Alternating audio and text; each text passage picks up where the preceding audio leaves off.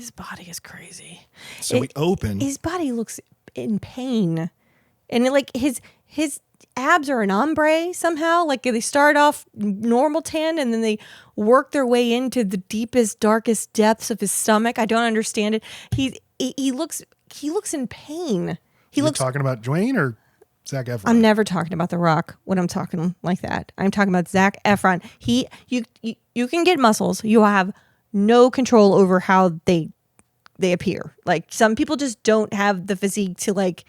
That's what I'm saying. The Rock was made for muscles. They are perfectly distributed. Zac Efron looks full of roids, and he looks like he's starving himself somehow, and his tan is out of control. Like he looks older than he is. The tan is aging him in this movie, and still he's hot as fuck. So this is the first time I've seen his body and thought, okay, I can see what people are saying when they say it doesn't look right. Which they were saying after he did the Iron Fist. What was it called? The Von Erich movie. Iron Claw. Iron Claw. Yes. Iron Claw. The White Claw. Yeah. I think that's what we had talked about last time. He got so big for the Iron Claw that it got weird, and he's like on the way there in this movie, where it's like normally he's large, but then in Iron Claw he's like doubles his size, and it gets even weirder. So let's talk about Baywatch. We open in Emerald Bay, an unspecific locale. This was filmed in between Catalina, Boca Raton, Florida, and Savannah, Georgia. Okay. Somewhere between those two things. It is supposed. No, I mean like they flip back and forth. Some stuff is filmed in Florida. Some stuff is filmed in Georgia. And none of it filmed at Riverdale, my high school. Not 21 Jump Street, That's right. Which, if you watch 21 Jump Street, it is so, because we all grew up in the New Orleans area. You saw my locker, baby. 24. Locker 24. I have no. Okay, go ahead. All right, so we open. Dwayne Johnson he's Mitch Buchanan. He's making love to his lifeguard shack. But then there's like a music sting, and he sees a guy windsurfing, and it's unclear how he knows this guy's in trouble because nothing has happened to the guy yet. But somehow he just knows. The yellow flag blew, and a big gust of wind, and it shot him into the sky. That's not how far you go when you're in one of those things. Okay, I guess you are more attuned to the lifeguard. I'm more attuned to watching the movie like a normal fucking person. Oh, well, shit. You didn't have to say that. Well, I did.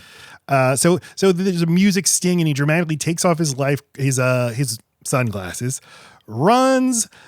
You get some like amazing slow motion shots of him diving into the water with his shoes on, with his shirt on. I don't want to be weird, but I've spent so much of the summer at pools, and I have noticed a trend with children. Most children now wear shirts into the pool. It's because of perverts like you checking them out at the fucking pool. I was afraid of how it would sound, but yes, I don't know. Is this Caleb has thoughts? What do you think of children? No, I don't have thoughts. Not the pool. I still go shirts off at the pool. Probably should stay shirts on, but I think that's like a skin cancer thing. Oh, these kids, they need to toughen up. It's a lazy drunk wine mom thing. Okay, at cross gates, there's just a whole lot of ladies drinking and not watching their children, and the more skin you cover up, the less you got to put sunblock on. But they're all wearing what they're wearing in this movie. Rash guards. Yeah, that's what it's called. Yeah. Yeah. But so far, like everything in the movie is heightened. This is the first sign that things are off because it's all like played pretty straight, but then the title of the movie dramatically rises out of the ocean and these dolphins jump out into a synchronized thing. So you're like, sorry, what is this? Wait, but there's nothing straightforward about what Mitch is. He like the beach speaks to him. Like he is obviously like way too well known, way too. This is before that. I'm just saying the dolphins is when I thought what is the tone that this movie is going for? Yeah, you're right. Yeah, because a fucking bloody head injury where that guy would definitely die if Mitch had not been on the bay is not super lighthearted. Yeah, it's not. Actual blood. I don't need the actual blood. Like if we're going silly, let's just go bonk and then little bird fish are swimming around his head. And sorry to keep bringing up 21 Jump Street, but that is so obviously what this movie is trying to be, or at least was the reason it was greenlit. 21 Jump Street opens with The Real Slim Shady by Eminem playing and Jonah Hill getting out looking of a bus in 2005 looking like Eminem. So you know right away this is supposed to be a broad comedy. Yeah. Anyway. But yeah, then we see Mitch go on the beach and everyone loves Mitch. Everyone loves Mitch. Like, Mitch, you saved my... He's so well known. Yeah, and Because he saved everyone. This is a bunch of clumsy idiots. You saved my aunt. You saved my sister. You saved my marriage. You saved me, so I build a sand sculpture of you every day. It's fucking weird. At some point, I think they mentioned Mitch has 500 saves, which is like, this must be the most dangerous beach on earth. That's what, yes. Because like, if you're considering a save, like it saves a life, like there's a lot of people in trouble. In his career. See, I heard that number and I thought the opposite. I was like, that's not, to quote Beavis, that's not that much, really. Well, I mean, think about, look, I don't know, you're looking at a mile of beach as I don't know how much a lifeguard, but I mean, 10 people in the water for 2 hours, one of them's going to get hurt in some way, and then add like children, add equipment, add surfing. Well, I want to know what constitutes a save because I was putting the buoy in the water. I was at the pool with our son, our little boy, our autistic son, and he's not an aesthetically pleasing swimmer, but he is a very good and competent swimmer. But the lifeguards in this movie are heroes and beautiful superheroes. But in my experience, they're bored teenagers who just shout, don't run, over and over and over again at you. And you're like, he has autism. He's not going to follow your rules. And they're like, he needs to not run, sir. But anyway, he's not swimming in an aesthetically pleasing way. And this lifeguard I see jump up, get his rescue can and jump in after him. And my son's like, freaking out. Just like pays him no mind and just swims to me. And then like the manager of the athletic club, it hunts me down. And she's like, sir, I need you to fill out this accident report. And I was like, what? So my question is, does that count as a save? If a report gets reported, because the lifeguard's a dumbass? No, it's definitely, it's paperwork, right? How else can you get a count? He's got like a little like thing where he's carving a notch every time. It's got to be the report comes out. Which means technically your would count. Yeah. So yeah, that's what I'm saying. It's an inflated number. If that is the definition of the save, 500 is low. Feels yeah. Well, it's just, he's on this beach every day for let's say 20 years.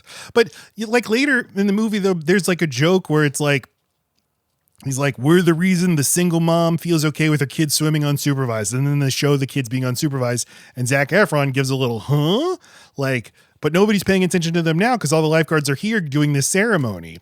And that is a joke that the movie never revisits again, is like these lifeguards are too obsessed with themselves to actually be good at being lifeguards. It's the only joke of that nature in the entire movie because otherwise they're supposed to be exceptional at their jobs. I didn't take the joke that way. I took it to be serious. I didn't take it as a joke at all. Well, you're incorrect. I felt Zac Efron was like actually acknowledging like, oh, damn, people really do trust these amazing lifeguards. Caleb, what do you think? Rigorous ass training. I think that they all don't take their lifeguarding seriously. To your point, like in multiple scenes in this movie, they go just to lunch, which you would definitely figure that out if you. They do go to lunch a lot. And there's only 6 lifeguards on this entire squad, and they're always going to lunch at the same time. Now that is how Baywatch the show is different. There's a ton of lifeguards. Yeah. So don't worry. Baywatch the show is supposed to take place in Los Angeles itself, and this is a fictional, like, I guess small. This is Panama City. Also, or something. There are 6 people on the entire lifeguarding thing. They only let 1 person in a year, like a ceremony person. But this year it's 3. So why? Why? Because we got to know 3 people. So Mitch, yeah, everyone in this fucking town loves Mitch. You fixed my golf swing. You gave me advice on my career. Arian Foster and Vernon Davis from the NFL are playing basketball, and they're like, "There's Mitch. He's my best friend." With their real first names too. Yeah, and in the credits, they're listed Arian Foster as himself and Vernon Davis as himself. Okay. And Yahya Abdul-Mateen is playing the cop Ellerby, and he has a little rivalry with Mitch, which is just, I'm a real cop and you're not, but I don't know. I will say, I always like that. When I saw Yahya, it like shook me because I did not remember him being in this movie and loved him in Watchmen. So I was like, what? He has this part? Yeah, he's great. And it's not like he's that funny in this movie, but it made me like he does have a pretty good comedic presence. And I think he knows what movie he's in. Yeah. Playing everything. He's being a jerk because the lifeguards are jerks. Like he is doing what he needs to do or what he thinks he needs to do in a comedy. Yes. That's I just if he was given more to do, he could be really funny in general, but in this movie. Okay, so then Mitch is running on the beach and he sees a little kid and he's like, "Mr. Mitch, a little thing of drugs, I think, washed up." And he's like, "Look, give that to me, son." And he sniffs it and he's like, "Oh, Flocka." Okay. Waka flocka flame. Flocka, brick squad. See, I knew it was a thing. It's like, why are they calling it flocka? That's a rap thing. It is? It is a rap I knew thing. that, of course. I know all about rap and drugs, the two subjects I know a lot about. For that then. Priyanka Chopra plays the villainous owner of the Huntley Beach Club, and we see her very ominously like observing Mitch pick up the drugs. And I realized Lacey and I just watched all of Deadwood. She's George Hurst. She's like, she's trying to buy up all the properties. and buy all the politicians and turn this town into the private beach thing that I own. And I'm gonna kill whoever gets in my way. Yeah, she's towards you. Absolutely. Let's see. We meet Ronnie Jon Bass. Who the hell is Jon Bass? I've never seen him in anything. What are you talking about? This is the funny guy. This is one of the worst castings. Casting. I could not stand this person. He And really? drives me fucking nuts. This is just a character that exists like across time, but there are so many better people at it. Yes, than, like, Ronnie, like Josh Gad. Some people really don't like Josh Gad, but this is what he does. Yes, or I kept thinking the guy who plays McLovin or someone like that. Yes. Like someone that's Those just are perfect examples. We need more dork and more appeal. Like there's just there is nothing appeling about him. And it's like he's supposed to be the fat guy, but he's not fat. But he's not. And then the hairy freaking nipples and the weird. We're going to talk about that. And he's hanging out with Hannibal Buress and he's piloting a drone. And Hannibal Buress is like, I hate the beach and I have to get back to my job at the Huntley where I do tech. Why are we here? But then like some piano music plays as CJ, played by Kelly Rohrbach, a lifeguard, runs in slow motion. Now, she's the hot one of the lifeguards. Okay. Kelly Rohrbach, who I didn't know, she is a model mainly and recently married into the Walton family. So she's going to be okay. So she's good. We'll never act again. Walton. Right. The Walton the Walmart family. Yeah. She's heir to the she's I was worried about her. She's got a Walmart Plus subscription for life, let's just say. She's definitely going to be wearing Reebok and no bow. And CJ knows Ronnie and she goes up and she's like, "Hi Ronnie, you're my favorite guy. Let's talk." And he's like, I can't talk to you. I mean, like he completely stops making words. It doesn't make any sense that they've had any interaction before.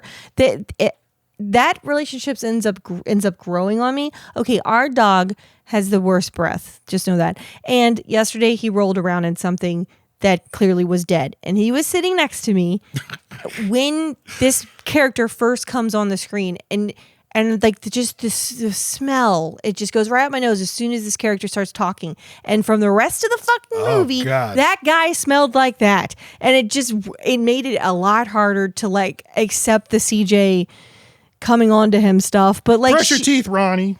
Please. We saw him bathe. What? Still, I think he stinks. I think you're right. Yeah. You can just tell. And she like loves his dick, flaccid. It's such a great dick when it's not hard that she calls it a foot long. What? And she's so horny. She's so horny. I mean, I don't know. She leans in and she keeps going with it. So I end up buying it. Yeah. I didn't know if she was going to apply it to everyone or she was going to like stop being into him. So once it's like, all right, if you're she's into him before he's ever said a word to her, apparently. That's not true. He's tried out twice before. He's got heart. The kid has no quit in him. But apparently he can't talk to her because whenever he does, he gets flustered. That's what I'm saying. That's she's what never, didn't make sense. He's never communicated with her, but I guess it's just, I appreciate how hard he's working on the lifeguard thing. So that's why I'll be nice to him. It makes sense, actually. She's got like a weird thing for people who are like way out of under her league. She'd be into like Rudy or like, some just a hot cheerleader inappropriately into like the Stranger Kid thing. The Stranger Things kids are right on her radar. Yes. Yes. I see. No, you need a legitimate fat guy. You need Mike Mitchell from the Doughboys, or you need Stavros Halkias.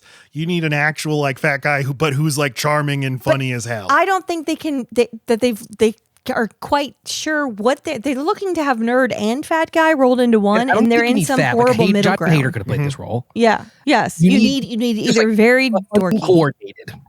Is like the main thing. But you need someone not conventionally attractive too, but has appeal nonetheless. But it's the other people we've mentioned. But like if it's because he's the fat guy and not the smart computer hacker guy, then yeah, just do that. So then Zac Efron shows up and he's playing Matt Brody. A thing that annoys me in movies and TV is when no one is called by their last name, but a new character is instantly called by their last name by everybody for no apparent reason. It's a cool name. But everybody knows, call him Brody. But it's not like he's like, hey, everybody call me Brody. They just all do it automatically. Do you think it's because he's an Olympian, so you call Phelps because he's Michael Phelps? That's what I was thinking. Yeah, it's like the military. I mean, like if you get used to hearing somebody being called that, that's just what you do. And they watch the Olympics, Matt. Caleb, you spent some time with Michael Phelps. What did you call him? I call Phelpsy. I put the Y after it. Phelpsy. Okay, yes. I call him Flipper, so you don't get it, but he'll tell you about it. So Zac Efron arrives, and we got Alexandra Daddario who plays Summer. And he's like, hey, I'm Matt Brody. And she's like, and not a single fuck was given by me. That is a very, that joke was like, different movie. But he's like, he goes and tries again to like hit on her. And she's like, hey, I know that you're hot and I'm hot. So let's just skip to the part where you put a baby in me. And he's like, damn, I thought we'd have dinner first. And then she's just like, ugh, gross. Men are pathetic. This is where I was starting to panic. Like, this movie is a train wreck. There's nothing worse than a comedy that like isn't a comedy that's flailing and is just embarrassing itself because it doesn't know how to do the basic things like have two people talk to each other. The Daddario part, to your point, I think you'd mentioned at some point, there's like too many cooks in the kitchen, too many pot lines.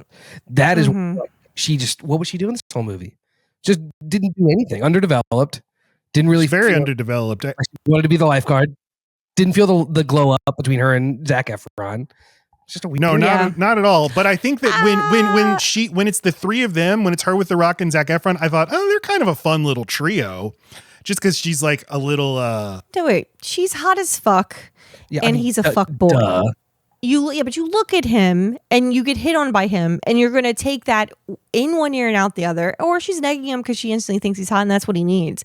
She's into him from the beginning. She's playing a little game, but she doesn't think he would be any kind of boyfriend material, so she just keeps that distance until he goes and shows a whole bunch of heart. It's as soon as he actually starts saving lives, even if he is putting people in danger, because the people who would go out for this lifeguard shit, especially more than once, they care a lot about this for whatever reason. In pure like cynical screenwriting terms, though, if you'd say, well, what are her attributes? You'd be, boobs. She's hot. And a good lifeguard. Good. She's good. She's hot and good. Hot and good. I like this actress a lot. I like Alexandra Daddario a lot.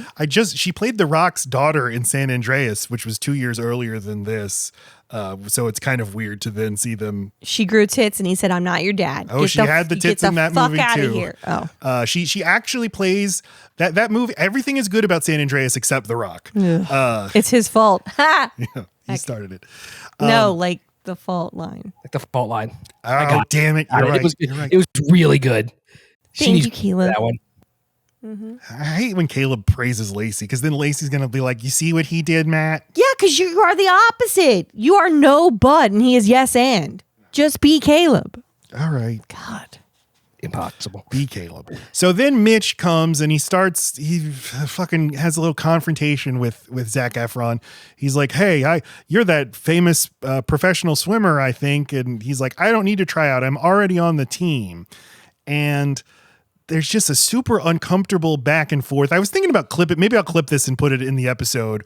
Like The Rock, I've determined The Rock cannot do this kind of back and forth banter with people. He tried in The Tooth Fairy with someone who is a master at back and forth quippiness, in the really tall guy. Stephen Merchant. Yes, that's an expert quipper. I remember him just not able to do it with Ryan Reynolds in Hobbs and Shaw when Ryan Reynolds makes his cameo. Like I think he really wants to be the guy who can be like super fast, and he's not. Rat-a-tat-tat and hilarious insults. The closest he gets to it is fucking in Moana. Well, he literally says rat-a-tat-tat at once. He's quite good in Moana. So he's good in Moana. He's fucking fantastic in Moana. You want to know why? He's by himself. Yes, this man is asexual and he's not good around humans. He's just in a hot body. He's an alien in a hot body suit and he's doing hot body things and he's so uncomfortable. Like Lacey said, when he kisses Stephanie later in the movie. Summer. No, it's Stephanie. This woman right here is Stephanie? That's Stephanie. Okay, then yes. Lacey said, "Oh, he's going to pay for that later in the movie for kissing a woman." Well, or we are. Like I was like, oh my God, thank God it faded to black, or like it was so fast. I mean, and you don't see him approach. That's a big thing. He was already there. It's the approach that's like, oh, Rock, don't do it. No. But who ended up paying for it is fucking Stephanie. She disappeared after he kissed her. Like, I will not look at that woman again. I put my lips and tongue on her. So she's the one who paid the She price. paid. She disappeared in a fucking fish barrel. I don't want to have to think about it anymore. She paid the ultimate price. The ultimate price. She's the opposite of like a frog. You kiss it, it turns into a prince. You kiss him, you disappear. So The Rock's his thing is like, I'm just going to call you a different demeaning like boy band name the whole movie. What do you got to say about yourself? One Direction? Art Garfunkel? So I mean, just describe the dynamic here and what the Zac Efron, what Matt Brody's deal is, Lacey. Oh well, Matt Brody is all in and passionate and is very serious about the work that they do here, sanctioned or not, at Emerald Bay. And here and he's all about paying your dues, and he's about working your way up, and he's about respect, and he's about hard. People who are in it, but not for prestige, but because they're going to pass the test and they're going to follow the rules. He's a rule follower, Matt, except for when it comes to the law. Anyway, so this is the ultimate asshole thing for him to be like, I'm already on the team. I'd hate him too. I hate him. So I need Zac Efron to fall in line, and then I'm going to love him so much. I think they explain it at some point, but Matt Brody also comes into this being invited to be on the team by someone not named The Rock. Right. And someone who has not bought in at all. He's basically the fucking mayor from Ed Amityville or whatever the shit. He's the guy from Jaws. Yeah, he just wants to get butts in the seats and tourists back over here. He doesn't that's what it is. This guy's the guy from Jaws who's the sheriff, and then the other guy is the guy. Captain Thorpe is Mayor Larry Vaughn from Jaws. That's what I'm saying. It's all cynical. It's all about money. It's not about the actual safety and good. And you're like, there's something going on with this. I mean, I called it minute one that he's actually in on all the bullshit. And because Captain Rob Hubel, Captain Thorpe is The Rock's boss, and he's like, this Matt Brody, he's a famous Olympian, but he's on probation. And The Rock's like, what for? And he's like, it's not important. And that keeps coming up throughout the movie. Never paid off ever. And it's a huge misuse of a very good comedian to give that role to that man, and he doesn't even get to be funny. He's annoying. For some reason, just until right now, I hadn't considered that we don't know what he got in trouble for. I thought he got in trouble for his antics at the Olympics, and I was just sitting like, how can that get you arrested? Yeah, they stuff it. You think it's going to be a reveal later. Yeah, you think it's going to come back. They forgot about it. No, in Rio, it's actually illegal to vomit in the pool, so he was in a Brazilian prison for... He threw up highlighter, too. He threw up the fucking blob from Ghostbusters. Do we want to get into CGI corner for a second here? Get in it. Okay. When The Rock and Zac Efron are riding on the jet ski, doing rescue, terrible, horrendous. It's so annoying because like there are parts of this movie that look really good. Lots of the beach stuff looks really good, and then there's stuff where it's so obviously them in front of a green screen of just. Like, couldn't you just I know it's expensive. Put them on a boat and film it. You'd get so much mileage out of But because the real Baywatch does do that. They look Baywatch tired. TV show looks amazing. Yes, they look tired. They look wet. They look like they've been in the sun all day. All of them have real tans from being on that show. Mm-hmm. You can tell it's just because they're on the show that they look like that. It's hot on a beach. Yeah, I know.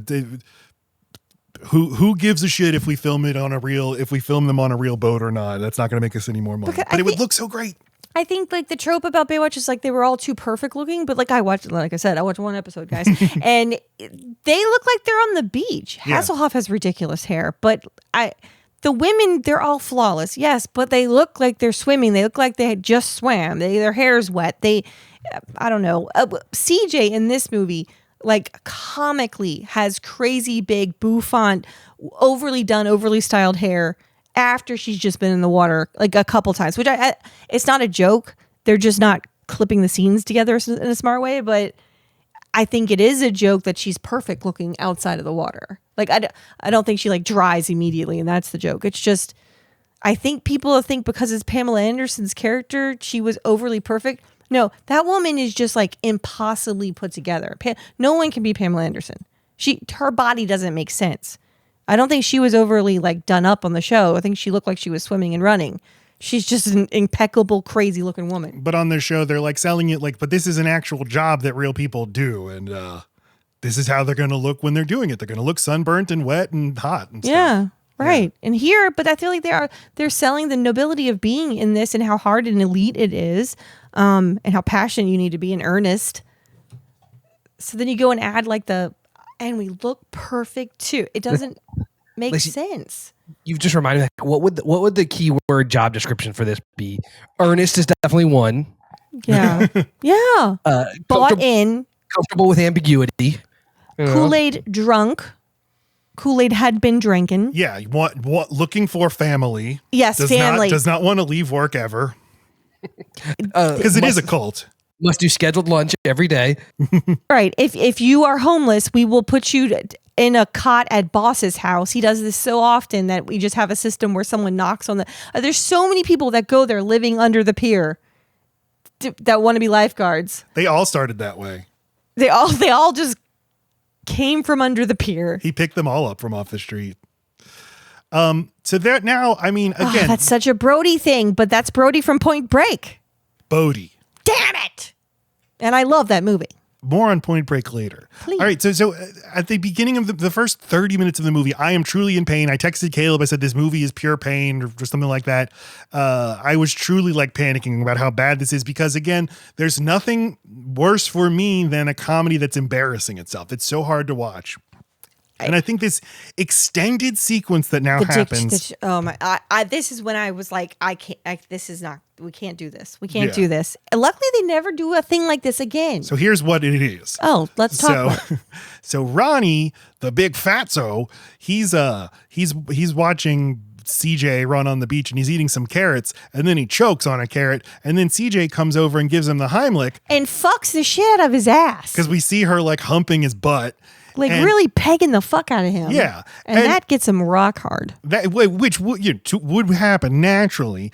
And so Hannibal Buress is in like, Ronnie, look your down. Dick hole. And we see his boner. Whole dick. And anytime any curse word or any raunchiness comes into this movie, the movie feels a little scared of it, but is like, but I know we need to do that because that's what people want out of this movie. Because you know what daytime television couldn't do? Say cock. Right. And again, 21 Jump Street. That's what we are trying to be 21 Jump Street, but we're not committed to it at all. You did say they hump someone very quickly in the 21 Jump Street movie, so they literally get CJ to just hump someone very quickly in this movie. It's an incredible movie. 21 Jump Street's so good. They apprehend. I need to watch it. Okay, we're watching it. They apprehend. It's their first arrest. They apprehend a guy with a bag of cocaine in Lafreniere Park, a park I've been to 400 times in my life. And so Channing Tatum, he's laying on the ground and he just sits on top of the guy and they handcuff him. And to celebrate his handcuffing him, he just starts humping the guy. And Jonah Hill gets up and in celebration shoots his gun off in the air 10 times. But again, that movie, like, you can make fun of cops because that movie's idea is like, hey, the dumbasses from high school that you knew, they grow up to be cops. And it's not like they become better people. They're still dumbasses. But you can't do that with lifeguards. You saying this, Matt, just makes me think like this movie is completely different if Channing Tatum is Mitch. That's what you need Jonah as the fucking goofball fat guy, and then you need Mitch If Mitch is overconfident, a good movie and a bumbling idiot, but still effective, like that's a formula that's worked for years. Yeah. You're so right. Yes. And Zac Efron playing off of Channing Tatum. Yes, please and thank you. That's okay. That's a great idea, because I was thinking the way this needs to work is The Rock needs to, whoever your Mitch is, he needs to be like Dwight Schrute of the beach, of like, okay, you are taking this way too like psychopathically seriously.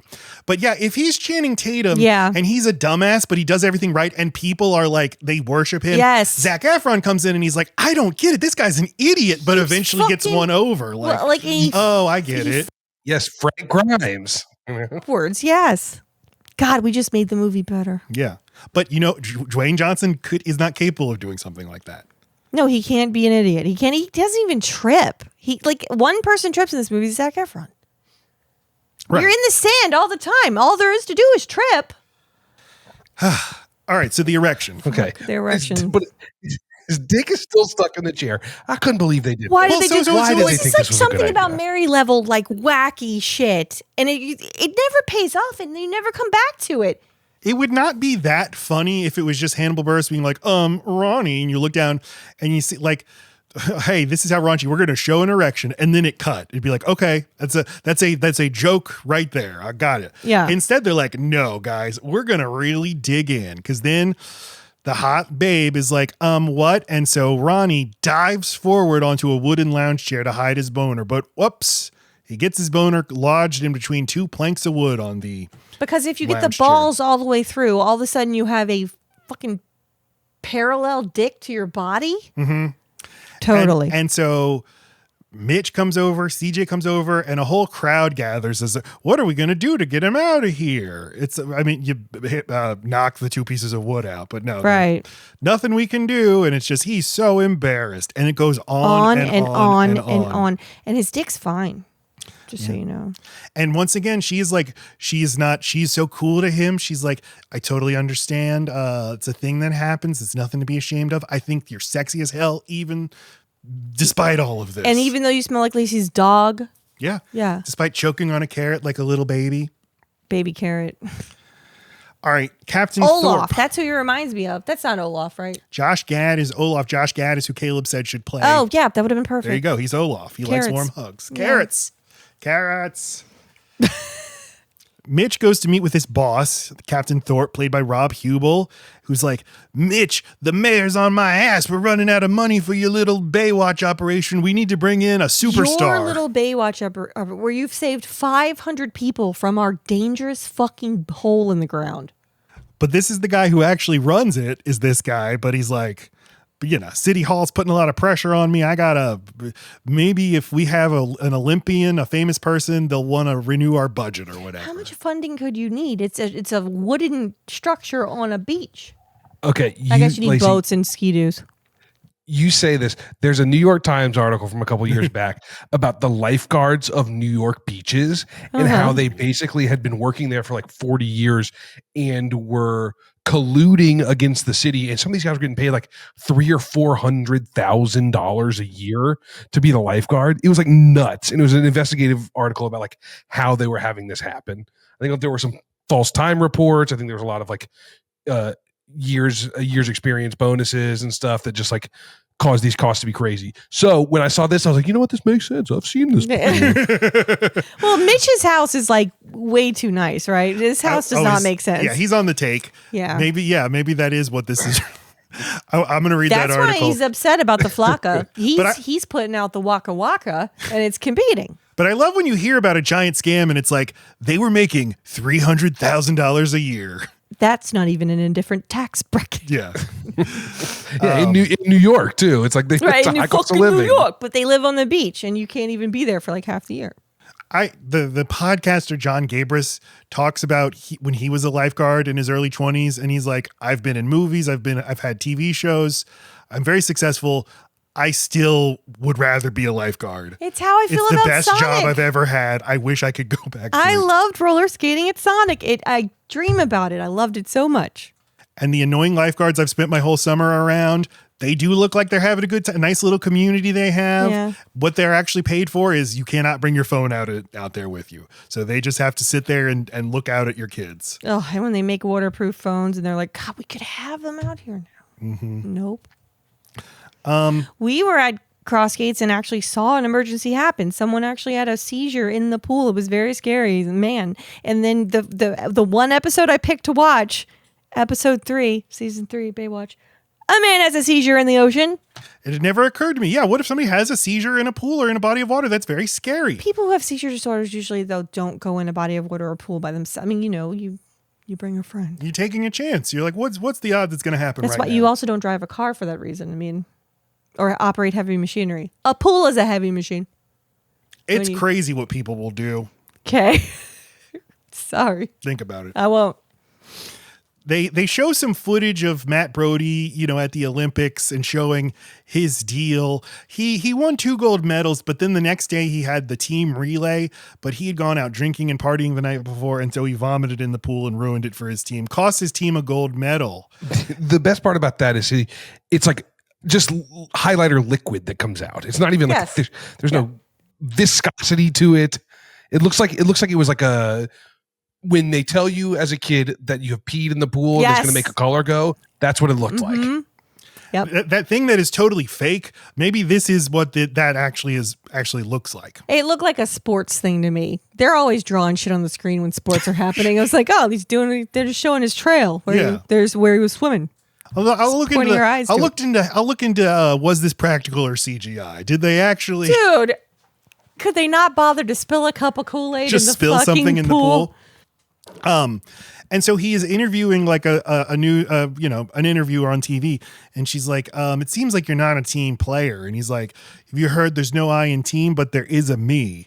And then the interviewer says, are you dyslexic? And he says, I'm Caucasian. I'm Caucasian. That's real good. Now his characterization is so inconsistent because like he is mostly not a dumbass. Right.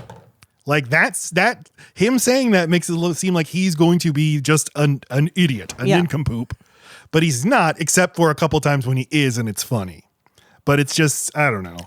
So many little gags and jokes are set up and done and then forgotten, and it's no consistency. There's no coherence. Because like I think it is funny whenever he's being an idiot, like he's like when he doesn't know what like a computer is. That stuff's funny. But mostly he seems like a capable and smart guy. Right. Which is not what this new movie needs. I mean, I'm good at my laptop, but I do not know computers. I love it. There's this parallel story with the criminal scheme from the Bond villain from another complete waste of a good comedian. I don't understand why you don't just put like other kinds of actors. Who are you talking about? Well, Oscar from The Office is the Oscar Nunez plays a city councilman, and he's getting bribed by Priyanka Chopra, who plays Miss Leeds. I don't mind comedians getting jobs for whatever the hell you want, but when you put someone that is like so famous for being in a comedy show, you do expect there to be something. And then when it doesn't happen, you're like, did you guys just not know what to do with him? Yeah. He does nothing Justice funny. for Oscar. It's a job, I guess. There's tryouts. We got the big tryout sequence. We get all the fucking, a billion people show up for this like pep rally / tryout for the lifeguards. 3 of you are going to win. Every town's got to have something, Matt. This is just their thing. It's a beach town. What are you going to do? Beach. They, have everybody just like swim out to the thing and then swim back. But Zac Efron's not participating. And so The Rock goes up to him and he's like, hey, Baywatch is the elite of the elite. And if you're going to be on the team, you gotta try out the obstacle course or whatever. And Zac Efron, it's the first of many back and forths where he's like, well, I don't think this is serious at all. And he's like, you don't think this is serious? Let me tell you how serious it is. Repeat and repeat and repeat. I have a question about this scene. Ronnie in this scene, and maybe I didn't pay enough attention, but he has a very dirty chest hairline and nipples. What was that? Was there a point there? It's funny. Just that he's gross. But is it nipple hair or is it just yes dirt? It's hair surrounding his later. nipples. but it's gone later. It's Remember gone the shower later. Scene? It doesn't Yeah, exist she comments anymore. on it. Yeah, she says, "Hey, you shaved your pits or your nips or whatever." Oh, I didn't hear her say that. Yeah, see, I heard without your dirty nips or something like that, and I said, "Well, how did they get dirty? What did he do? Drawn in the mud?" It's not a natural formation. His chest being completely like a barren except for a orangutan. little bit of hair around the nipples. He deliberately sculpted Not it a to be little that. bitty. It's a crazy donut size. He looks like a baboon. It looks crazy. Okay, but I'm saying, like, in the reality of this movie, this character is apparently supposed to have made this grooming choice, Right. to do that. But It's he's not like also this is just diet- how he looks. No, his natural hair is what you see on the beach, and then he goes and shaves it off because he made the squad. He also starts eating salads. Like Nobody's natural hair would be that. That is still supposed to just be a fucking joke. He didn't shave it to think he doesn't think he's sexy, so he wouldn't have shaved into a sexy pattern. Mm-hmm. It threw me off. I was so confused. It's one too many. It was a thought that just did not land, and it was abandoned. But you know what? He's got hustle and heart out there on the obstacle course. Well, it's his third time trying. And The Rock's like, I think he's going to make it, even though he's objectively worse than all the other He's not. He candidates. was fine. He tripped one time. He does not give up. So The Rock is like, hey, Zac Efron, I'm calling you out. We're going to go one-on-one, bub. And we get to see Zac Efron's way too shredded body. They fucking do chin-ups and they pull refrigerators and show giant and he does rotate giant tires. fine. But The Rock, he ultimately is not able to keep up with The Rock. And The Rock's like, hey, this job, it's about conserving energy, not being a showboat. But nevertheless, you've made the team. Or maybe it doesn't matter. He makes it. That's been announced. Yeah. Or fuck, you're right. I don't know. I don't think it's been announced. If you remember the sequence of events, they finish this. He says he's gassed, but then they get a call, and these people need rescuing, and that's when he jumps up, and Brody gets on the motorbike, and they get on their little four-wheelers, and everyone's vroom around. Does anyone else find it weird that it stands out in your head? He shows up on a motorcycle. He's a motorcycle guy. And then he goes and drives this motorcycle and he brings it to the edge of the pier. And I'm thinking, wow, way to sacrifice your motorcycle. Then they make a point to say later that he stole that one. It's like, you didn't even grab your own? That was you the came joke on it. That was the joke that worked for me. It was like, not to mention, you stole and ruined a motorcycle. He's the one that he does this stunt with? Yeah, they mentioned it at the and you ruined it. Well, and he puts a ton of people in danger. I mean, it's obvious, like, he is still showboating. Yes. It's a really impressive stunt, though. I don't think it's Zac Efron himself, but whoever did this, I think it is a really cool stunt because it's done in one shot of him crashing the bike into the edge of the pier and then flying off and into the water. Just as a pure stunt, it's really cool.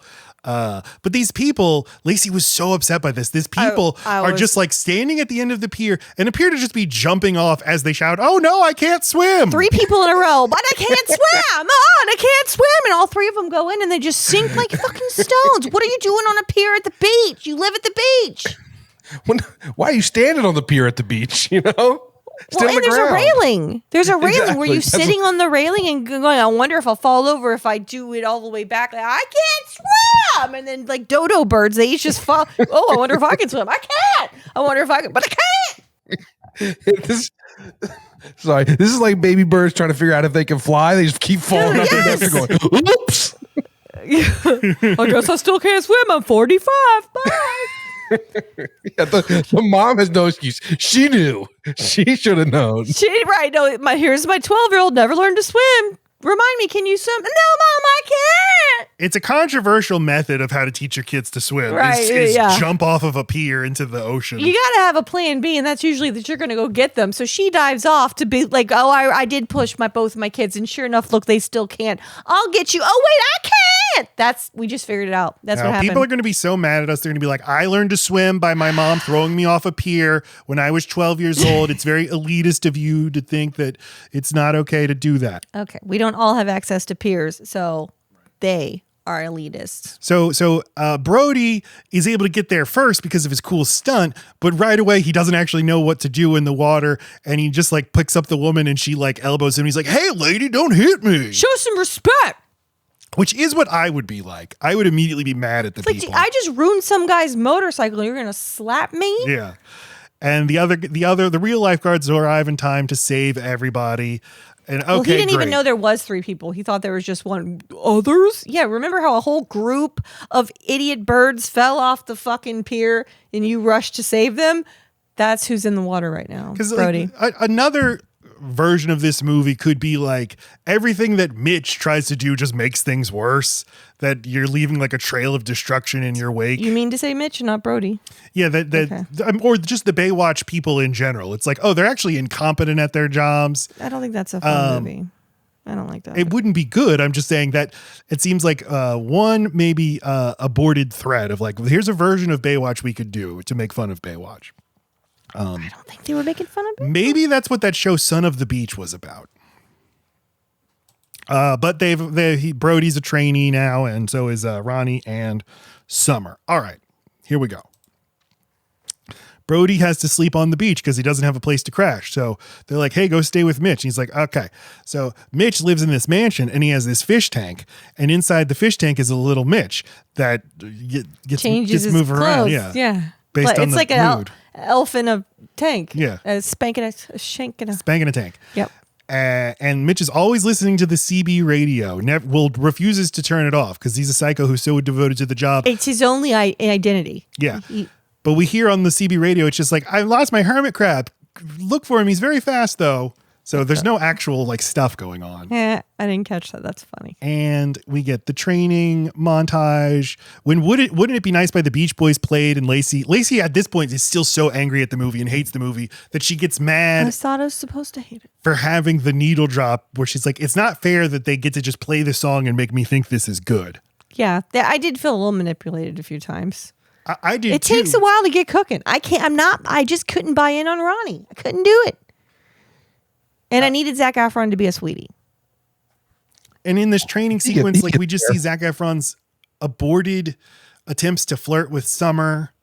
And I mean, with the Ronnie and CJ thing, like he's trying to perform CPR on a dummy, and then she comes and helps him with his technique. And at least he like makes a joke. I always say I like when characters in movies make jokes to each other and laugh, and they're having a good, right. He's dying. No, not Todd. Okay. You could see maybe something is starting to form between these two. Mm-hmm. Maybe. Maybe. I don't know if Horn Dog CJ is going to give it up. I just learned today that the Heimlich maneuver is apparently kind of pseudoscience. Were you aware of this? No, it's bro science. It's not that it's not. You're aware this is CPR though, right? No, I know. I just remembered they did the Heimlich earlier. So like, it's not the official guidance that you should do the Heimlich for people choking, and that the guy, Dr. Heimlich, who invented it, like made all kinds of unsupported claims about what it could do. So if you're choking, what is like the best thing to do? What's the actual thing? Hit somebody on the back. Oh, okay, I can do that. And what's funny is Heimlich invented the Heimlich maneuver to say hitting people on the back is what peasants did in the Middle Ages. I got this new thing. And then he funded lots of studies to show that hitting people on the back is bad. But now it seems like we have returned to a place where, no, hit somebody on the back. That's what you should do with a joke. You can actually hurt them more or cause them to choke more, right, Matt? If you actually go straight to abdominal thrust. Action. Thrusts. So the whole thing what you're supposed to do whenever you're choking by yourself is throw yourself on the back of a chair, like Heimlich yourself. I can't pat myself on the back. Yeah, that might be the only thing you can do. All right. They do have the Heimlich kits you can buy. That's just like a pump. You just put it up to your mouth. And Lacey, you could trach yourself too if you need to. I think of it as like opening a beer the old-fashioned way, just in case. Oh yeah, yeah. We've trached ourselves a couple times, Caleb. Yeah. Back in our old days. Oh, don't get me started on my traching days. The Meadowbrook days. Crazy times. The Rock tells Zac Efron about these sea urchins. He's like, hey, careful, watch out for these sea urchins. It'll sting you and kill you. And Zac Efron does have a funny line. He's like, and these things are just around everywhere? So, I don't know how many minutes we are into the movie, but I wrote in my notes, oh my God, the first good joke of the movie is when Oscar Nunez is getting confronted by the villains and the bad lady is like, well, now my goons are going to deal with you. And you have the two goons. One's named Leon, is the white guy. The black guy, I don't know his name, but Leon is like vaguely like Eastern European or whatever. But the black guy's like, this is Leon. He doesn't talk. He's a man of action. And Leon immediately says, I'm going to kill you. And the other one's just like, God damn it, Leon. I'm trying to hype you up. Yeah. So I was like, wait a minute. That was a good joke. Holy shit. So they kill Oscar Nunez. And we have this sequence where a boat's on fire. So now it's rescue number 2. And very annoying women who are like, what is your location? We're in the boat. That's funny. It's great. Our location is the ocean. Right. I'm feeling kind of like not motivated by this save. I'm like, let them burn. You know, they seem annoying. I think the sequence is pretty well done. It's fine. I don't mean that. I just mean I don't like those girls. Oh, okay. Yeah, let them burn. They could have hurt Zac Efron. You know, we can't spare him. But before this, I mean, before they get called out to the boat that's on fire, you know, we know something's blossoming between Ronnie and CJ, and Zac Efron, Matt Brody is checking out Summer through the binoculars, and then Mitch comes up to him. He's like, "Hey, are you going to be a coward? Or are you going to make a move on her, buddy?" No, a lot of fraternizing. Because I would assume Mitch would be like, "No, we're professional here, man. I'm going to kiss Stephanie later, but I'm going to hate it, and then she's going in a fish barrel." I don't want my hot young employees fucking each other. Right. But I guess he's kind of like he's like Dominic Toretto. I was going to say no. He wants them to eat in the fucking Google cafeteria, and he wants them to fuck at the Google fuck shed, and that's how you keep the employees on the ground. If they mate with each other, then they're going to be that much more tied to the. It's like in The Firm when they have Tom Cruise, they have his wife, they replace her birth control pills with placebos. Right. Like, you're going to stay with the firm if you have children. That's kind of what he's kind have of like little beach the firm. babies. Yeah. Little tiny baby lifeguards. Yeah. They could serve as the little buoys. You paint them orange. So yeah, it's just because the Rock's characters are always so asexual, and he's so asexual in this movie, but he seems to have like I want my employees to be having sex with each other. I like when they fuck. Yeah. As long as they fuck around me, it looks like I fuck. Mm-hmm. Yeah. Co-ed showers, guys, because I fuck. Right. Keep your bathing suits on though. Ooh, don't let me see, because I fuck. Well, yeah, and he even says earlier, he's like, I got my dick caught in a woman once for 3 hours. And when he says it, I'm like, The Rock. But you're like, okay, no, he's Steve Carell in 40-Year-Old Virgin. He's like, oh, I love touching a boob. It feels like a sand. bag of sand.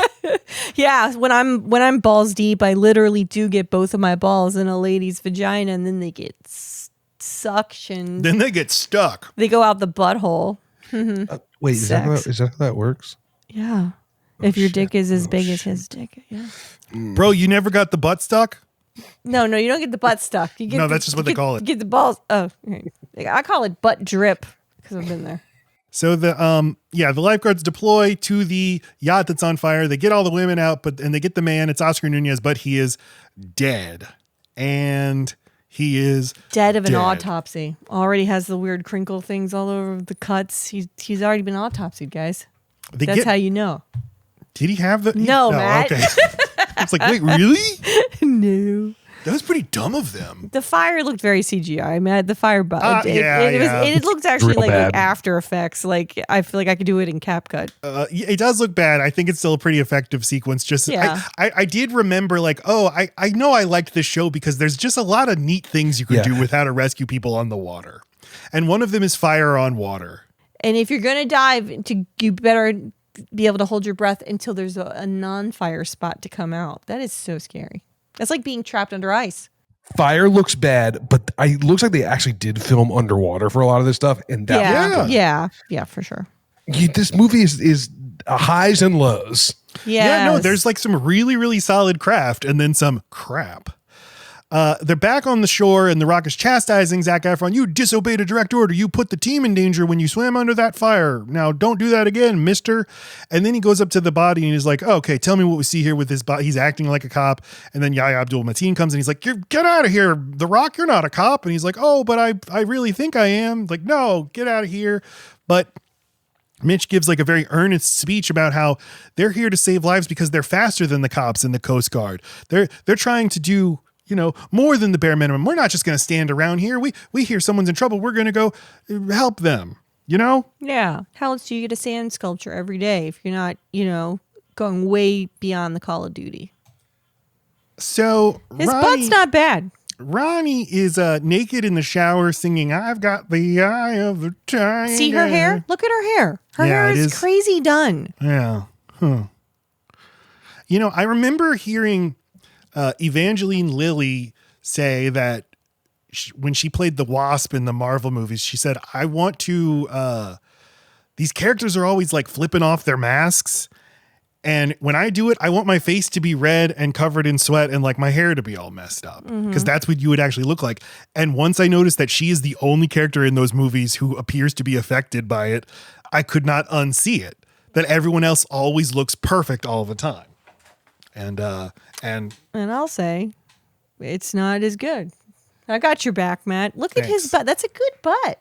You expect it to be hairy because of the nips, but it's not. But this is also just an annoying, like, he's a fat guy and he's singing his heart out in the shower. I don't know. You keep really leaning on the fat guy thing. I just think he's just not conventionally attractive like the other ones. That's all. Okay, the movie is presenting him as fat. You're right. He's Hollywood fat. Okay.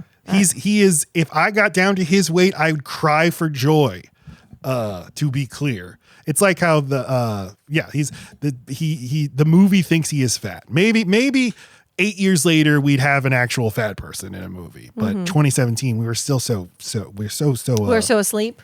So asleep at the wheel. Yeah. Central Intelligence, the movie that The Rock made the year before this, he as a teenager was a fat kid, and there's they just like CGI The Rock's face onto an actual fat actor. And he is singing naked in the shower of the high schools. So 2 movies I watched in one day where a fat kid sings in the showers. And then CJ comes in and she's like, hey, I'm just taking lunch orders. She's acting real cool and nonchalant about the nudity. And then she's like, oh, by the way, these showers are co-ed, but we usually keep our bathing suits on. And then they all go to lunch together. And he has a salad and keeps remarking on everybody else's other meal choices and how. So I thought this was my spin and a commentary on maybe what it was like for the real live actors of Baywatch to keep the figures that they had. That's what I figured this was. Him. Look at this outfit on fucking CJ. God, that's the hottest shit I've ever seen in my life. This white outfit that they go clubbing in. She is a model. She looks like a Mortal Kombat character. I'll take that. But Sonya. And then fucking Stephanie's like gonna ride in the magic school bus. What the fuck is she wearing? All right. She's wearing fireworks, it looks like. So, but it's like all the way up to the neck. She's the flattest character in the entire movie. They give her nothing to do. Nothing. I mean, she just, I will be mouth that is placed kiss on, and then I go in fish barrel. She is supposed to, she's Mitch's right hand man, but has no thing power unique to her character. Drive a boat or any interiority whatsoever. It's just she's competent. Well, because in the way the dynamics are, there's 3 girls and 3 guys. Mitch is supposed to be the love interest, and there's like a glimmer of that whenever he pulls back from the kiss, and she seems kind of interested in it, and then she disappears. It's like the reason why this is lopsided, she has nothing to do. It's because the other 2 are pursuing and being pursued.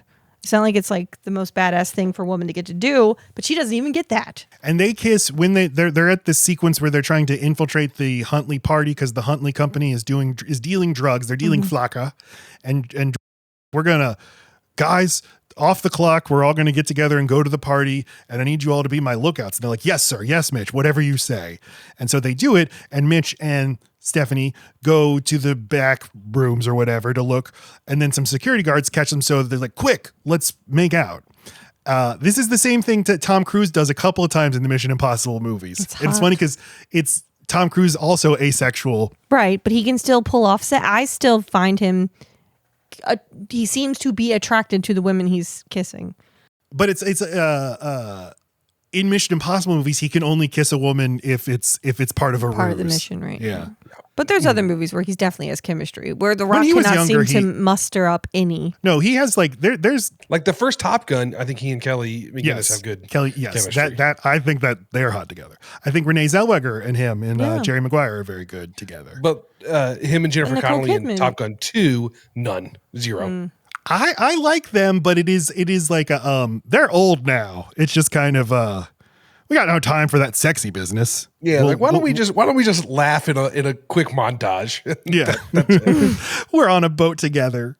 They're hot and they're walking so hot. Anyway, you're right. This is after work. What the fuck are they doing? When do they sleep?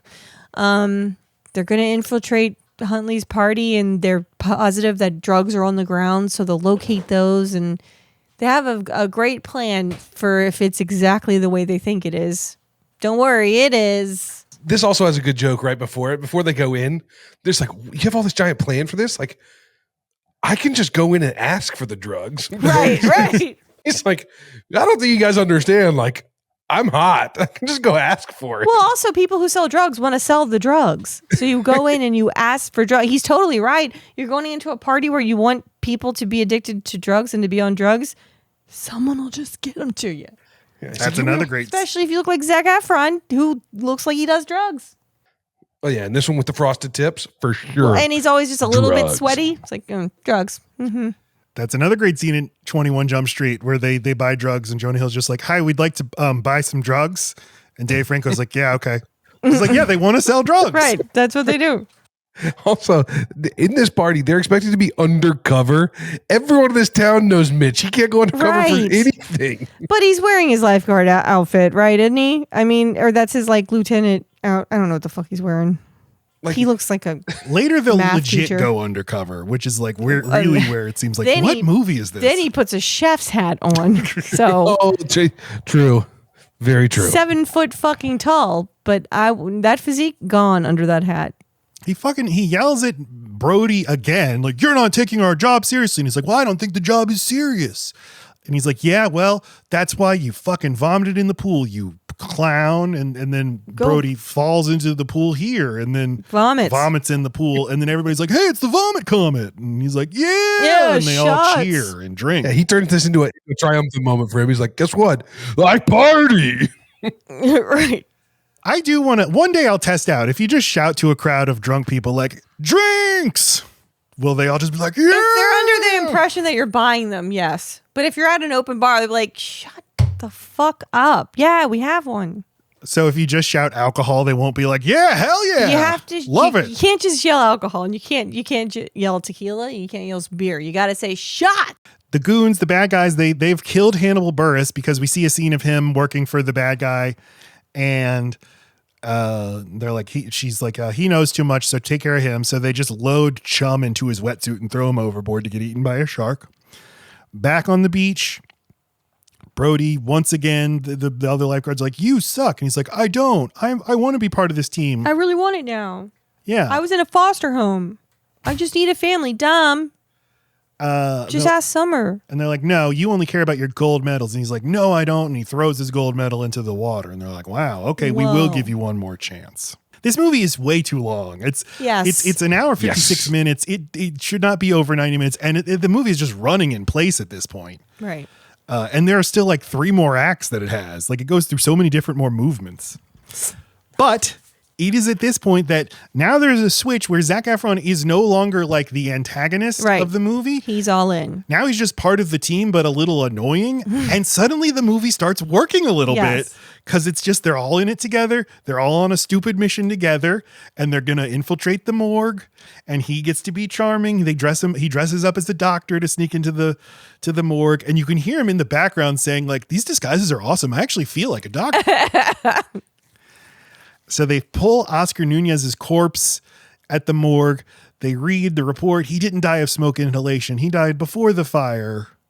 And then The Rock, there's another extended dick joke where The Rock's like, "Zac Efron, look at his taint." There's something nice, though, about making The Rock participate in a physical dick being displayed joke.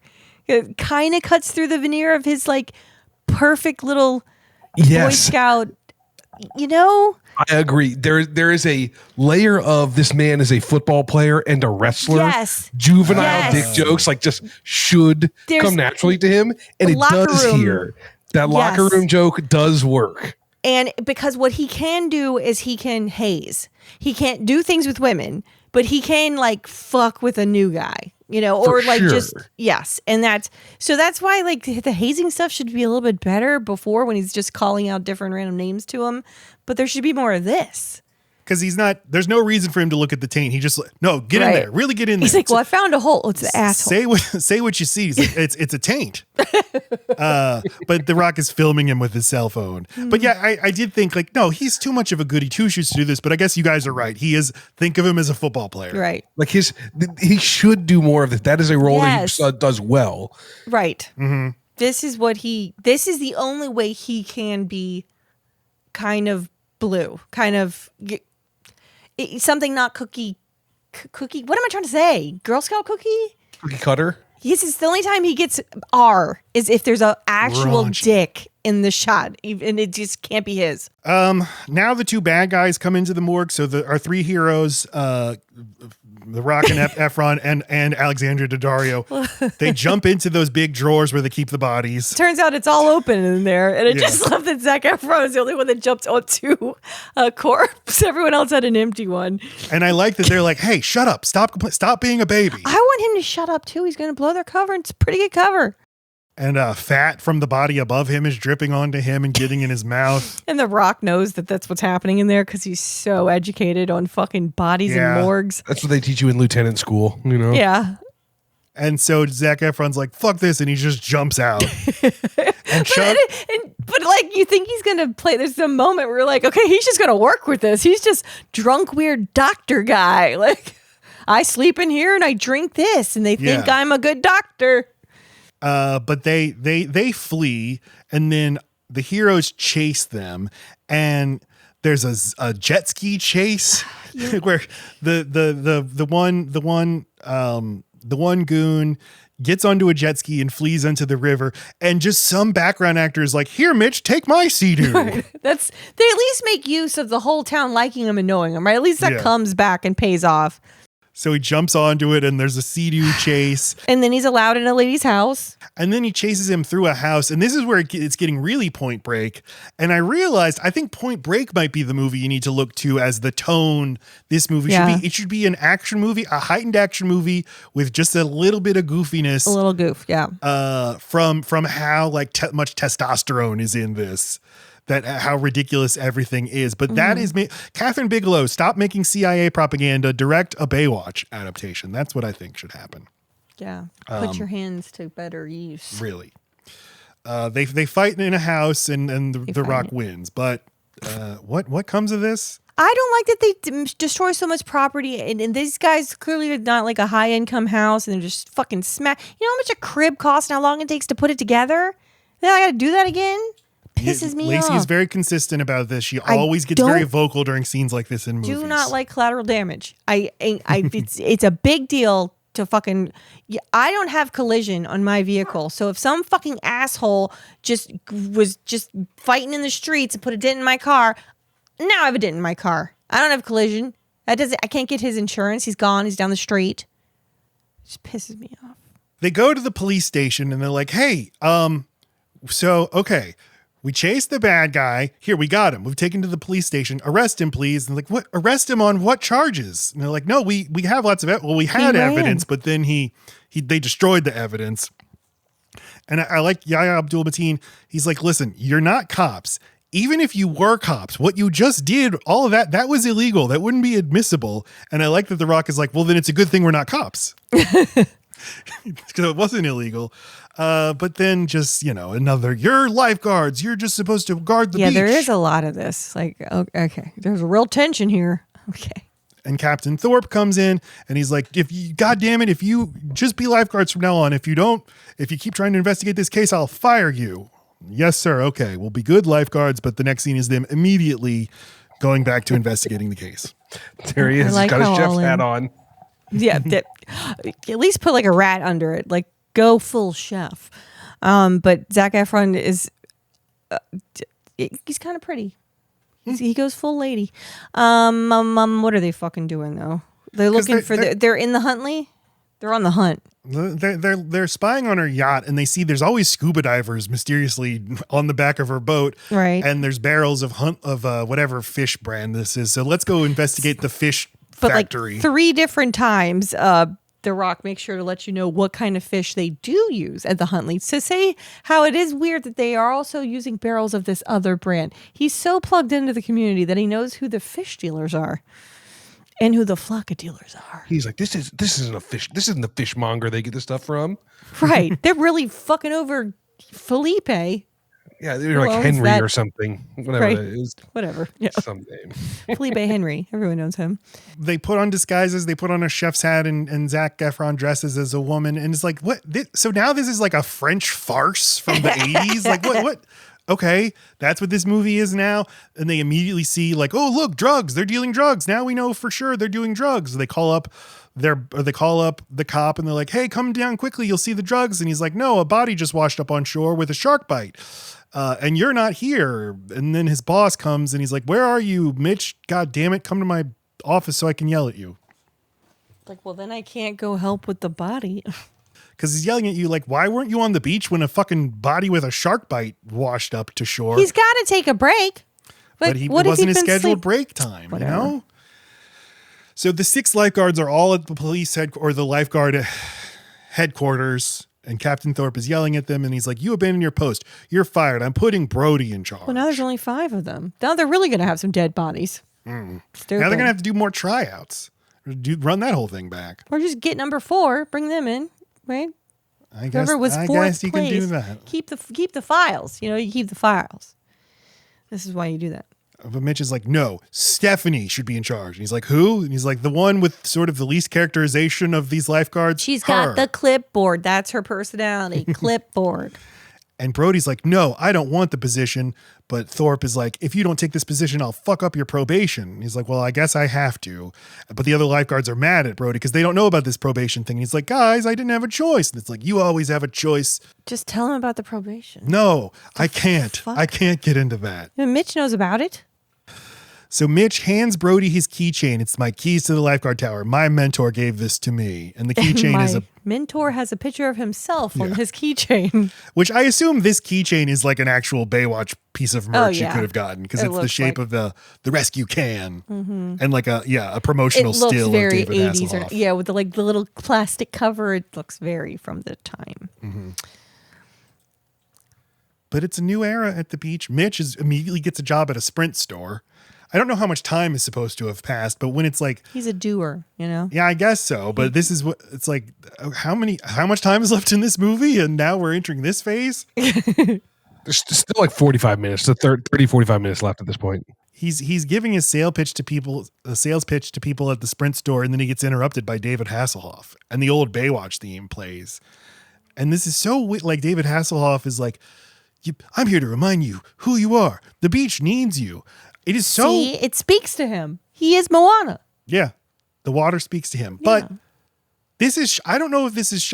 This is shot so awkwardly. I don't know if they were never physically in the same location. Even in the end when they have the coronas? Not that. I'm saying this part in the Sprint store. They're like, what do both of you have in your town right now? A Sprint store? Okay, great. Mitch, you're going to work at a Sprint store for some reason in this movie because we got to get Hasselhoff. Because this screenshot I have right here is the only time you see them both in the frame at the same time. But I don't know. It was so weird. Yeah. So yeah, we got the David Hasselhoff. It says Samsung on the wall. Okay. There you go. It looks nondescript otherwise. So I thought it was just like a fake made up phone store, but I guess it is a phone store. No, he's wearing a Sprint shirt. Is he? Mm-hmm. All right. Meanwhile, Brody's like, he's in charge of the beach, and he's like, oh my God, I see the crimes going on at the beach. Mitch was right. Several times through the movie, he's like, Mitch was right. Yeah, I know. Yeah. You keep saying that. He's good at his job. And he goes to the cop, Ellerby, and steals some files, and the files have the... cause of death on... The pictures of Hannibal Buress's dead body and his shark bites. What do you notice here? Stabs. Fish could have knives. Shark could have knives. Just saying. Sawfish. Swordfish. There you go. Could have been an alligator gar. Stab, stab, stab. Then a shark. Didn't even think of that. Nope. Ronnie then looks at it and he's like, oh my God, that's my best friend. I think his name is Dave. Yeah. Yeah, he did say he was doing stuff at the Huntley. We used to do tech stuff together. Tech stuff. Back in our tech stuff days. Right, when I completely left that behind, which that probably paid pretty good, but now I do this. Now I'm a lifeguard. Oh, you do tech stuff? Well, maybe you can help me out. So this thus begins like a 20-minute stretch that The Rock is not in. The Rock is no longer on screen. Because he's preparing for the fact that he's barfing from the fact that he kissed that woman. And Zac Efron is the lead of the movie. And I really think the movie's humming at this point because he has the comic energy that this movie needs. He's like, okay, here, you can help me hack into the mainframe. Good, great. Because as much as I know about laptops, I don't know anything about computers. And he's very funny. He's like, we'll just plug in a flash drive and we'll steal her cookies. Then bam, over the firewall. Oh, the firewall. But here is, his dumbassness comes back because Ronnie's like, ooh, it's good. I've hacked in. We got a lot of dirt now. And Zac Efron's like, dirt? What good is dirt going to do? He's like, evidence. He's like, oh, evidence. Evidence is great. It's weird. This is an odd combo. So he calls a meeting at the beach, a bonfire meeting of all the remaining 5 lifeguards. He's like, guys, it's this woman leads. She's buying everybody out and she's blackmailing the people who aren't playing ball. She wants to make the whole bay private. The only holdout is this guy, Chen, this businessman named Chen. But Chen hasn't been seen for days. I got a hunch he's being held hostage at their yacht, where it just so happens that there is a giant party happening on their yacht right now. So tonight, we're going to go over to that yacht party. It's like you could have called us in advance and said that we should put on makeup and yacht clothes. Like, we're already at the fucking beach. Now we got to go home, get dressed. Yeah, how much time is that going to take? When do they sleep? They need some flock up. Maybe they're all taking the flock up. I think that's it. I think that's implied. There's a dirty undercurrent of flocka going underneath all of these characters, just flowing through their bloodstream. It has to be. And I don't like it. The work schedule is just, it's too high. They all look amazing. They're all in gold and blue. They look beautiful. This is where there's a bunch of like Michael Bay slow motion shots of people walking in formation that are all really cool. Yeah. But it is when they arrive at this yacht party with Zac Efron in the middle, where I thought he should have just been Mitch from the beginning. The movie would function so much better. Who would be Brody? Zac Efron. Oh, I don't know. It's somebody else. Zac Efron. Dave Franco. No, that Jonas brother you love. Oh, he sucks. Which one, Kevin or Nick? Or Joe? Nick. We just did Jumanji, Welcome to the Jungle, and he's in that, and he sucks. He's so bad. He's fine. Oh, one thing I think we passed over a little bit now that seeing this picture reminds me. Ronnie's dance moves at the other party. We didn't talk about that at all. No, we didn't. And I meant because the movie plays them like they're mind blowing, and they are so awkward and uncomfortable. And I know it's supposed to be a bit of both, but like there's a way to do it. I don't understand what they're seeing. Does it work for you, Caleb? No, I thought it was horrible and not even funny. Doesn't have the face. It's not even. He doesn't have the charisma for it. No, he's no Napoleon Dynamite. Like there's a way to funny, awkward dance, and he's just pulling it. Mike Myers and Austin Powers, you know? Yes. Or is it? Yes. Is that Wayne's or even World? Seth, even Seth. I guess Rogen. Seth Rogen. Yeah, with the dice move. Just point out that you're not good at it, but. Well, no, I think the joke that they're trying to go for is like, this guy's fat, but like he's really confident when he dances. I know that's what they're going. Hilarious. Right, but then they should teach him how to dance. He doesn't even have rhythm. He's not even doing it to the beat. It all like start, stop, start, stop, stop. It's not fluid. It's aggressive and like it seems like it's building to something, but his shittiest move is at the end. I'm like, what? Because I don't understand dancing at all, I had no idea whether this was supposed to be good, bad, funny, anything. I don't know. When I see dancing on screen, I just have to be like, Lacey, what does this mean? They are playing it, and everyone in the crowd is playing it like this is something like awe-inspiring, and it's so basic and boring and weird. Okay. All right. Thank you, Caleb. We would have been remiss. I'd hate to be remiss. We had to get it. So where are we? Oh, so they go to the party and Zac Efron dives under the boat. He's like, I think the drugs are under the boat. Let's hope so. You've already dived under it. And there's so much footage of barnacles on the bottom of the boat. And Lacey was just freaking out. I have tryptophobia. I can't I can't see a And barnacle. she kept saying, Matt, tell me when the barnacles are no longer on screen. And Matt, tell me. And I'm like, yeah, I'm going to tell you. They wouldn't go away. It was too long. And so I'm like, okay, where are there drugs? At least tell me what else is happening because I couldn't see it. Barnacles are fucking disgusting. But he finds there's a giant compartment of flakka under the boat. So It's going to get wet. goes back up, and the others they find that businessman Chen. He's being held hostage on the boat. Like, we need to get in touch with Mitch, but we can't find him anywhere. I know, get him on the CB. Presumably that's what they did. They don't really say. Yeah. You don't ever see him accepting the call. He just shows up.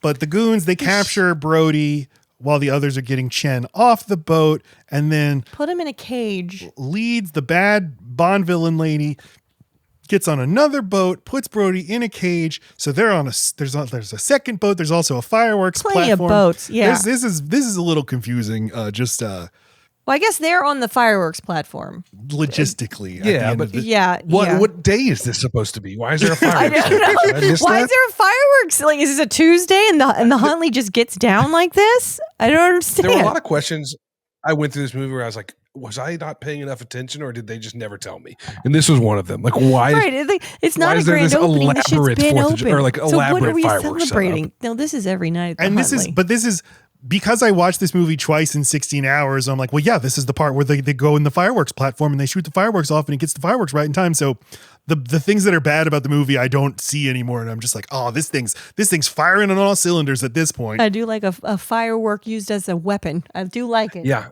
You know what other smash hit used fireworks as a weapon in the movie? Madam Web, if you ever saw that. Oh, guy. I've never seen it. I think I would like to show Madam Web to Lacey. I was thinking maybe we could do a Patreon because it's so bad, Yeah. but in such a special way. Okay, yeah, I love that kind of bad. It's out of control. Lacey, there's a 3-minute continuous scene where Dakota Johnson holds a Pepsi and does not Yes, open that it. it's magical. She just Where she holds just it. seems so confused by what to do with the Pepsi can. Like, just not a human being. Like, but she can't like call attention to it. Okay. Yeah, so They're she's just like like, moving it okay. around, spinning it. But I think that's just Dakota Johnson, just like third generation Hollywood royalty, like has never touched a canned beverage in her life and doesn't know what She's inbred. She just. she has the Habsburg chin and Why has no one poured this into a glass for me yet? right. Where's the man that comes with this? In the Every tray. Pepsi comes with a man. Right. There's trays missing from this can. Dakota Johnson, legit, like I feel like is a psyop to me. I feel like my whole life, for 10 years I've been hearing about Dakota Johnson and how incredible she is, and I'm like, her? Anyway, can't get into it. Is she in Twilight? No, No, that's a fanning. No, she's in 50 Shades of Grey. She was in that's her breakout. She's she's in this movie called How to Be Single. She's in. You ever see Social Network? she's in one scene. No, I remember in the beginning where she breaks up. No, with, that's Rooney Mara. No, it's not. Another like 8th generation heiress. There's a scene the scene where Sean Parker has sex with her, and she's like gets up to go to the bathroom, and he's like, "Can I see the face? Can I see your computer?" That's her. And he's like, Dakota Johnson, there's a snake in your apartment. She's like, what? That's her scene. She really pops. Wow. So She was in Materialist as well this summer, which was certainly a fine movie. People liked it, I thought. All right. It Yeah. was pretty good. Brody gets dumped in a cage in the ocean and he's going to drown. But he looks up and he sees an angel comes down to give him the underwater kiss. Can you give somebody an underwater They breath? sure do fucking make it look like you can. I only ever seen it in Hook. Yeah, I meant to look that up. Is that a real thing you could do? I mean, maybe he had a little pump, give him a little something, like Just because give I him a know little you extra can have like a tiny like the same thing you have if you're a snorkeler or a scuba diver. I mean, but it's just a little one. Just get in that mouth, but the mouth's gonna be full of water. You just shove the water and fuck it, whatever. I don't know. He's saved by the rock and he's making out with the rock and But in his vision, it's summer. Summer. But then he opens like, Mitch, oh my God, you you kissed me. homo, you kissed the shit out of me to save my life. But then he pulls him up and he's like, oh, Mitch, you're back in the movie. He's like, that's right, I am. Here I am. Okay, let's go do the thing. So they Time for a firework death. go to the fireworks platform, which is where the bad guys are. And Mitch is like, hey, Brody, watch out for urchins. And he's like, what, the ones that kill you? Keep that in your back Keep pocket, it in everybody. your head. You're It's going to need to gonna know come that back. in about a minute. Leads the Bond villainess. She shoots The Rock in the shoulder and he goes overboard. And then she's about to shoot Zac Efron dead, but then The Rock comes back and he's like, oh, don't do it. that. Yeah. And he's like, but I thought you were dead. And he starts, I don't know. We're cutting back and forth between them and Ronnie, who's now doing tech stuff. He's learned how to hack into the fireworks mainframe. Which just looks like a switchboard. Yeah. And CJ's like, you can do it. You're so sexy. I know you can do tech But stuff. the switchboard is a big thing in the show. They call it the octopus. Wait, is it true? And so I just wonder if it's a callback. Yeah. In the show. I mean, the one fucking episode I saw, and someone's learning how to do the octopus. Now I see why they call this the octopus. Maybe it was a I tribute think to the octopus. it is. Right. Anyway, they turn on the fireworks and The Rock picks up a giant rocket launcher and shoots a firework It's at her. all the fireworks in. Wait, he does say something kind of funny. Yeah, he starts giving a weird speech about like, I'm the master of the ocean. I piss salt water and I jack off a whale's ball sack. And she's like, huh? And then he shoots her with fireworks. And then he's like, I'm not weird. I took an urchin. Yeah, he's like, I'm high as shit right now on urchin venom. Oh my God, I'm gonna die. But they keep the booster shot to revive you. Yeah, you He's get a fine. booster, when you turn 3 and when you get an A urchin. booster, and you yes. just get a little booster. Gotta go back for that booster. Or you die of an urchin. Victoria's severed leg falls onto Zac Efron and he's like, ew, gross. At this point, the whole crew is together. And this is when I start thinking like, God help me. I'm really afraid I like this movie now. I was afraid. I like all these people together. I do too. I like how stupid this is. There's severed limbs falling everywhere. They're shooting each other with fireworks. I would like to see them in a sequel directed by a competent man. Yeah, I'd fuck with that. And then Yahya Abdul-Mateen returns. And he's like, guys, I'm sorry. I should have believed you. You're worthy of being cops or something. He could be on the team in the sequel. And then the Real by the Sleigh Bells is playing, and I love that song. And I'm like, oh my God, I like this movie now. And we're going to get a montage of them all running on the beach as this plays. But then it abruptly cuts to Ronnie waking up naked on a sofa. And then CJ comes out and she's like, hey, baby, you made me come like 70 times last night. Matt. And he's like, oh, I did? Okay. It was my dick. And she's like, do you want to eat bacon for breakfast? And he's like, yeah. Guys, I did not notice this. Why is The Rock only one wearing shoes in this scene? What the hell? I just assumed those were lifeguard shoes. Is he one of those freaks that won't not wear shoes? He's a never feet. No, we've seen him barefoot in this movie. We've seen someone take a shot of his toes as if they were in flip-flops. He might have a foot double. He If might you have look- fungus. If you look carefully, you notice you never see The Rock's feet. Look how dumb he looks. Yay, I'm in a shoe. Look at his face. Maybe All right, are they no one can not see this water? picture Are they but not like us. water socks or something? Maybe he's No, they're like canvas, they're like bobs. I don't know about that. Toms, whatever they're called. Tom's water. No, Matt, can you just go? You're you the one just- stopping everything. Oh my God.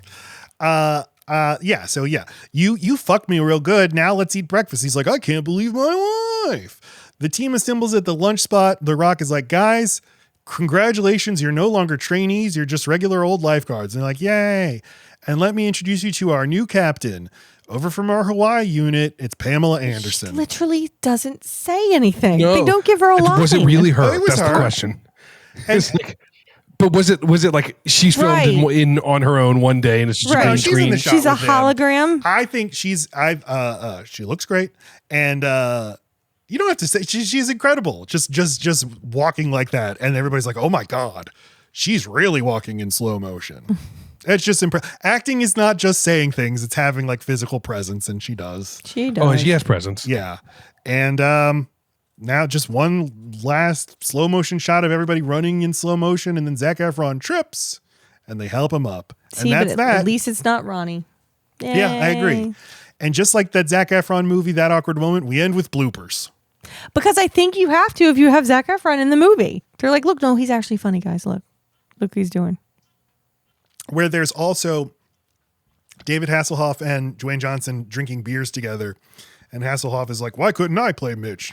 And The Rock's like, you will get to in the sequel. This movie was so certain it was going to have a sequel. It still can. Because of this podcast, we're reviving it. We're patting it on the back. We're patting it on the back. We're going to get that object out of there and it's going to live again. But Baywatch was so huge. It was the most watched TV show of the 90s due to the weird syndication thing and it just being a giant international hit. I read like there's always a Baywatch something or other in the works. Whoever owns Baywatch has to be like, we have to utilize this asset we have. I don't know how, but we have not seen the last of Baywatch. All the old cast back.